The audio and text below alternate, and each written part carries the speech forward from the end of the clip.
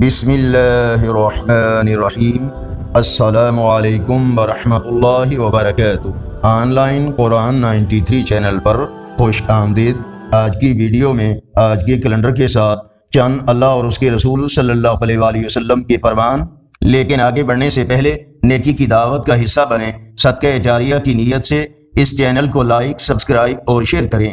Bell icon پر click کر کے آل پر click کریں تاکہ ہر آنے والی ویڈیو آپ تک پہنچ سکے۔ اللہ تعالیٰ کا فرمان ہے، منافق مرد اور منافق عورتیں ایک دوسرے کے ساتھی ہیں، وہ برائی کی تلقین کرتے ہیں اور بھلائی سے روکتے ہیں۔ رسول اللہ صلی اللہ علیہ وآلہ وسلم نے ارشاد فرمایا، جو میرے صحابہ سے محبت کرے گا وہ مجھ سے محبت کرنے کی وجہ سے ان سے محبت کرے گا، اور جو ان سے بغض رکھے گا وہ مجھ سے بغض کی وجہ سے ان سے بغض رکھے گا۔ رسول اللہ صلی اللہ علیہ وآلہ وسلم نے ارشاد فرمایا، ہر نبی کا ایک رفیق ہوتا ہے اور میرا رفیق یعنی جنت میں عثمان ہوگا۔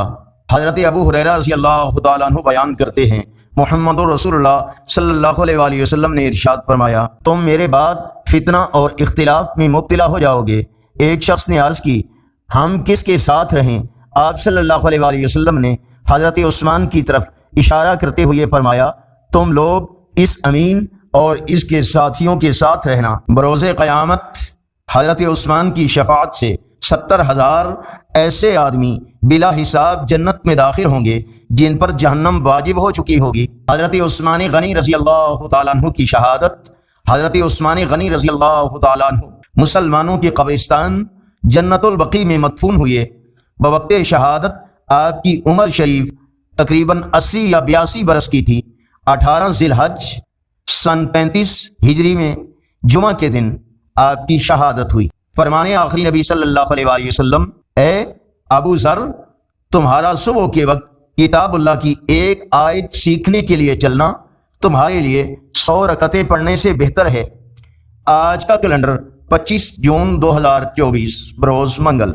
پاکستان، انڈیا، بنگلہ دیش میں 18 ذی الحج، سعودی عرب متحدہ عرب امارات افغانستان میں 19 ذی الحج اور پنجابی دیسی مہینے ہاڑ کی آج 11 تاریخ ہے۔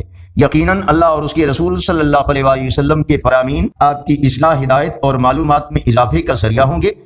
نیکی کی دعوت کا حصہ بنیں۔ صدقہ جاریہ کی نیت سے اس چینل کو لائک، سبسکرائب اور شیئر کریں، اور کومنٹ میں مزید بہتری کے لیے اپنی خوبصورت رائے کا اظہار کریں۔